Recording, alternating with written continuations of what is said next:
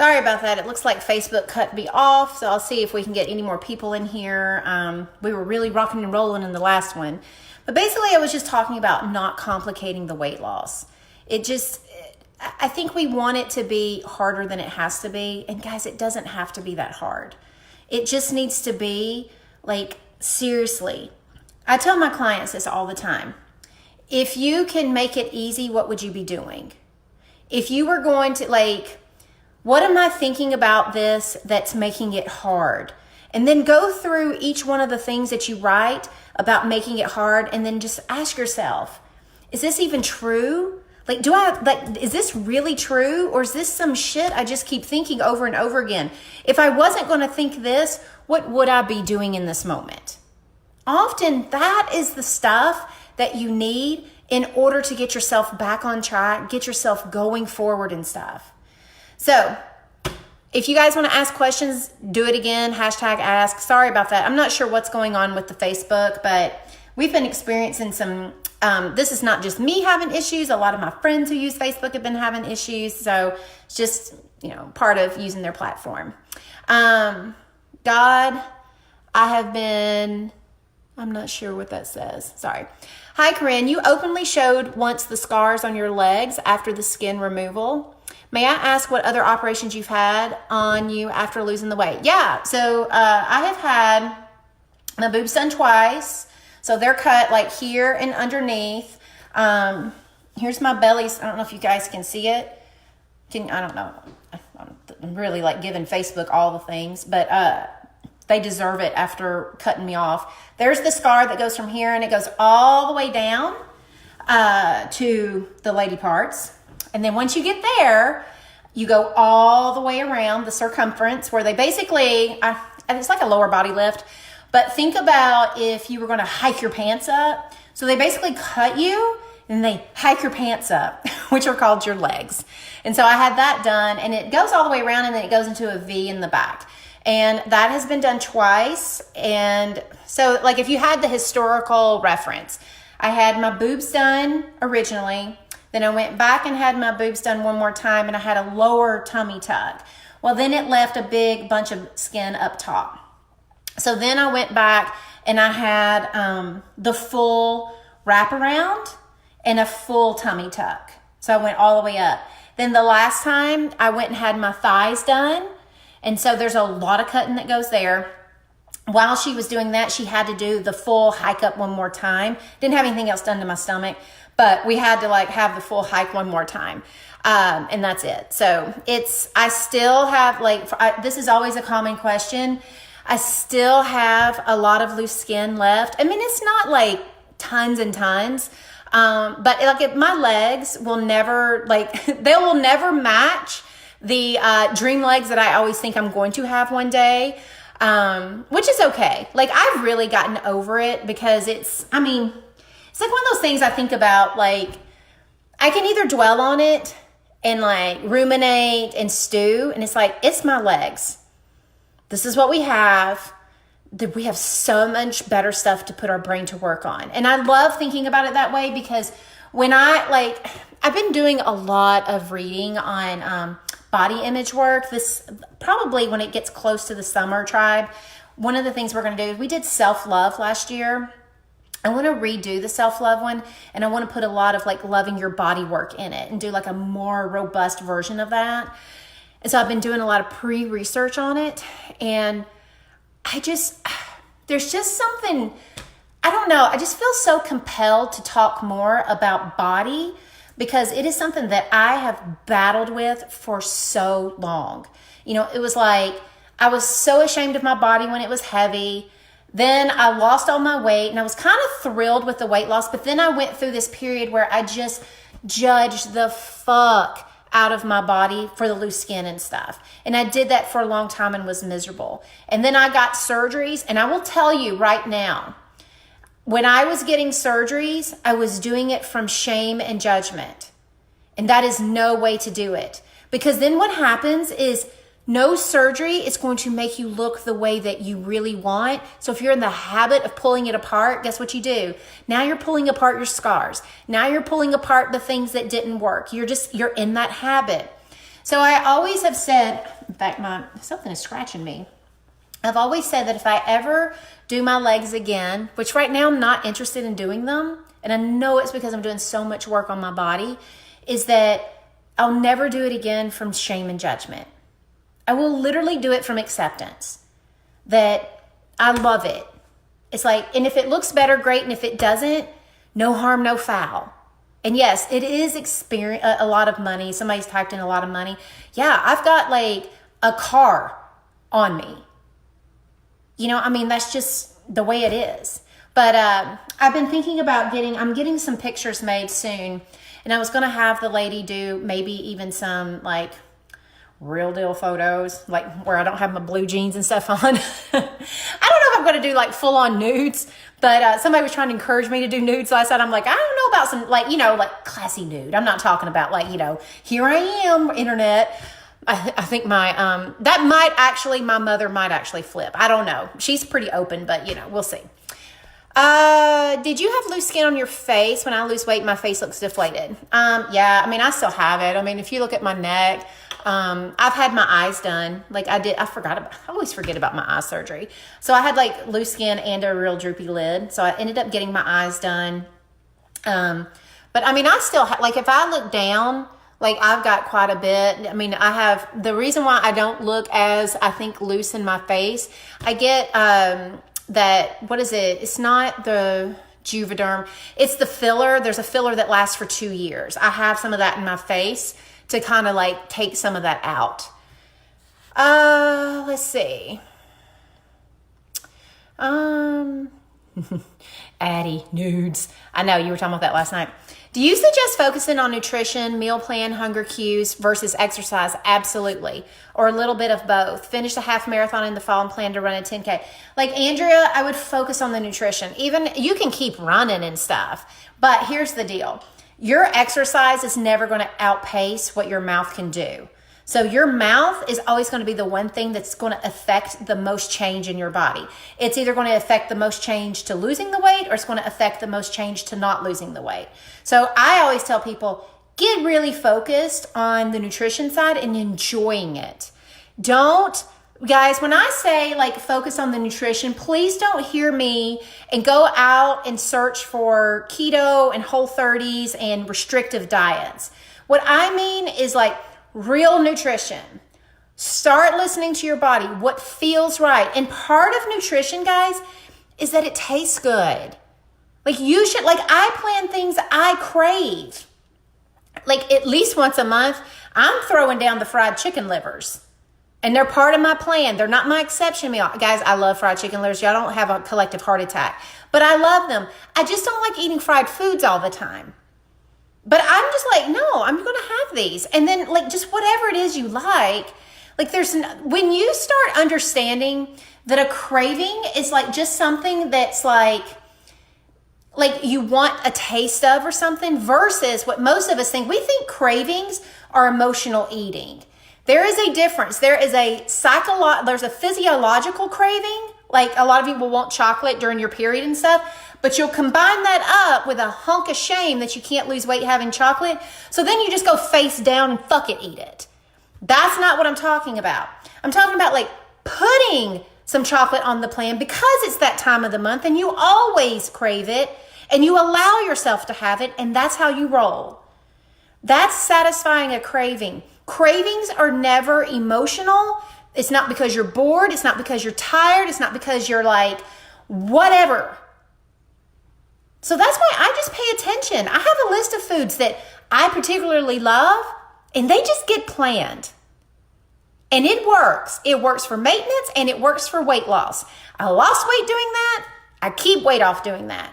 If I was y'all, I'd quit listening to people on the internet. Like, I always love how there will be these like diet ads in my Facebook thing, and the people never lost weight. It's like, oh, okay, you get it. Listen to people who've actually done it in a sane way, not people who've always been thin and ate very restrictive and tight, and now they're trying to tell you that that's the only way that works. It is not the only way that works. I don't care if you like that. I don't care if that's your jam. If that's your thing, that's great. Go do that because you like it. But if you don't, There are other ways. You do not have to be locked into that bullshit, y'all. I established a goal of losing 100 pounds in a year. I have 2.5 months left and 25 to go. I find that as the date gets closer and I'm indulging and feeling anxious about not making the deadline. Do you think I should worry so much about the timeline? I think here's what you need to do, Rochelle. Be very proud of how far you've come and just say, there's no way in hell I won't lose my 100 pounds. Focus on the 100. Like, let's say that it takes you 3 or 3.5. Don't shit all over 100 and work yourself up. The last thing you need the last 2.5 months of losing 100 pounds is being anxious over a faux deadline. It is a faux deadline. It doesn't mean you can't work just as hard, but you should enjoy the last part of the race. This is the best part of the race.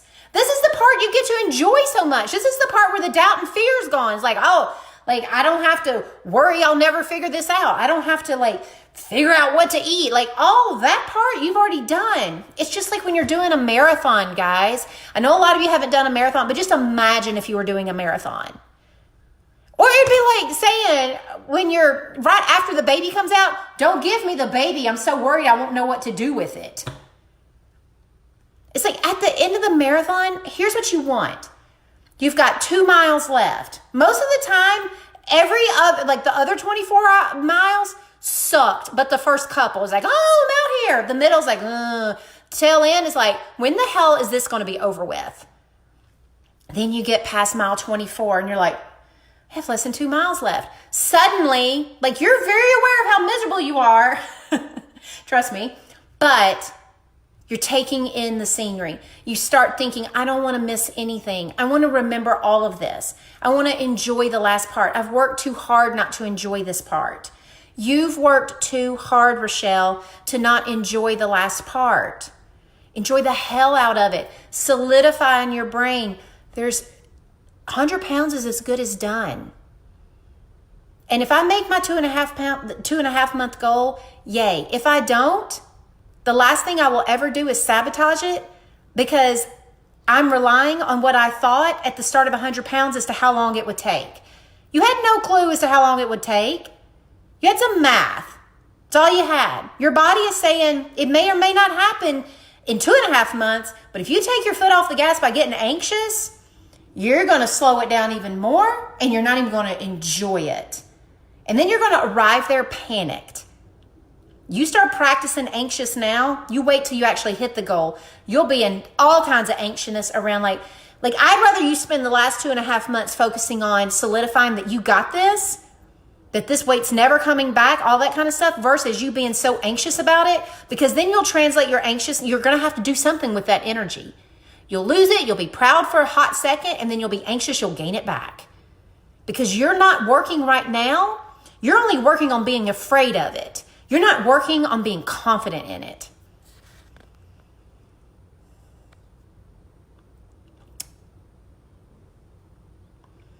Is there anything you can do to help prevent loose skin? Lots of water, lots of sleep, strength train, lotion like a son of a bitch, and exfoliate. That's about it. A lot of it's just genetic.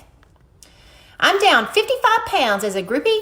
Doing great with my 24-hour plan and eating. Need to add activity. Help. It's 20 degrees outside and I want to stay on the couch. Okay, then get off your couch and do shit in your living room. There's only 1,000,001 different apps. YouTube has free videos everywhere. Those who want to move will move. Your problem isn't that it's 20 degrees outside. Your problem is you're not saying, look, getting off the couch ain't going to be fun because I haven't been exercising. Time to buckle up and do something. Just pick something easy and start there. Don't complicate it.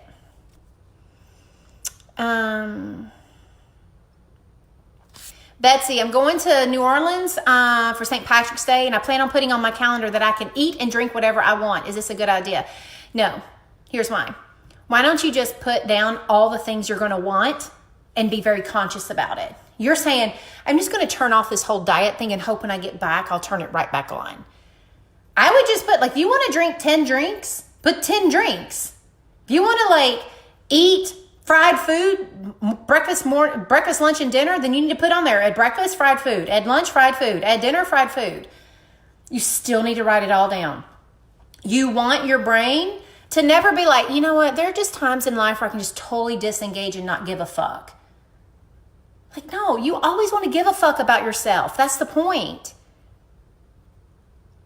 And that is like, when I go to Vegas, I always put like all the drinks. Like if let's say we're going to like go to the pool, we're going to be there all day. I'll put like start drinking at 11, 8 drinks, stop drinking at 8. Because usually by that time we have to go to bed. Or I'll put whatever it is. But I always write it down that day. And I'm just really truthful about it. It always just makes me stay conscious. And guess what? When you have no shame about food and what you're having and stuff, you don't mind writing it down. You not wanting to write it down is what I want to know is what's going on there. And you need to ask yourself that. Like, the reason why I don't want to write it down is because I will feel pressured or whatever. It's like, no, you don't have to feel any of that shit. You can still just write it all down. And you can work on choosing not to feel like an a-hole about it. If I continue to drink water throughout the day, will my stomach ever growl? Yes. Sometimes. I mean, I don't know. Not everybody has stomach growls. I rarely get stomach growls. I have to be like on a 24-hour, like I've been stuck at an airport and all the food's closed and I didn't eat before I left and I'm sleeping there. Like if I do that, or I've got to have a big old colon blow and I'm drinking water and they won't let me eat for 24 hours, then I get a stomach growl. I just don't get stomach growls very often. That's one of the things I don't get. I get other things, but not that. I have heard of Bright Line eating. I don't love her plan. You may have answered this when you dropped from my screen mini binges. Any tips on how to stop when you're in the middle of a day filled with these? Yeah, like Susan, when you are doing them, get out a piece of paper. Just make an agreement with yourself. When I'm having a mini binge, I can keep eating, but I'm not going to keep eating without at least writing down why I'm doing it. Like, this comes to having just some hard lines with yourself about what you are going to do, but also understanding, like, I'm mini binging for a reason. It's usually a good reason. Like, in your brain, guys, you're taking care of yourself for some reason. Like, well, I really don't want to feel this. So this is how we're going to protect ourselves. This is how we're going to, whatever it may be. Like, your brain is reconciling it that this is a good thing for us. Your job is to be like, okay, look, if we want to eat, we'll eat. But here's what we are going to do. We're going to understand why we're doing it so that we can start reconciling this isn't the best way to take care of ourselves. The only way to truly learn how to properly take care of yourself is to start understanding the way you're doing it now and why. And then you start telling yourself like how you can start taking care of yourself and how this doesn't actually do that. And then that's a conversation you have to keep having over and over and over again in your brain until it really learns that behavior is just no longer good enough for you. Most of you, what you want to do is just stop them on a dime and not do any of the work of figuring out why they began anyway. If you don't know why they began and why you're doing it that way, that behavior will just keep coming back. We have to understand the why and stuff. We have to understand how to break that process. Okay, I'm going to get off here because I have now had 2 lives. And whatever was happening the last time with the comments is happening again. So for all my newbies who are here, let me give you some information. Start with pnp411.com. My free course is over there. If you're like, who the hell is this lady who cusses and yells at me and somehow makes all the sense in the world? I'd like to have some doses of this regularly. If that's you, then you go to pnp411.com. You can take my free course. It legit is free. You'll get a video, you get a workbook. A lot of people have gone through it. A lot of these girls, I mean, they love it. Then once you do that, you start listening to the podcast. I do this twice a week. So you can catch me live or you can listen to this on Saturdays in my podcast. So go to Losing 100 Pounds with Fit and Fat. Just subscribe and you'll automatically get it. I also have a Friday show with a co-host where we talk about things around weight loss. We have probably nearly 200 episodes now. So whatever you want to hear about weight loss and my thoughts and opinions and motivational ass kickings and all that kind of stuff, it's all over there for you. It is probably some of the best free weight loss content out there right now. And I don't say that as a braggart. We are usually number one in the whole health category, and we're that way for a reason because our ship makes sense. So if you love it, subscribe to it, don't miss the episodes, and share it with your friends, guys. When I do a Facebook Live, it's always on Wednesday mornings at 8:30. Feel free to share these as much as you want. We're just trying to get the word out that there is a better way to lose weight, that we do not have to keep doing this through deprivation, browbeating ourselves, just basically just living in just negativity. I just think that when I lost my weight, it really showed me how great life can be. And it wasn't because I got thin. It's because I got my life together. I no longer was running from my life with food. I started embracing my life. And when I started embracing my life and really trying to make the best of it and dropping my old stories about it, everything changed. And the weight started to come off too. So you guys have a wonderful, wonderful week. I will see you next Wednesday. Bye, y'all.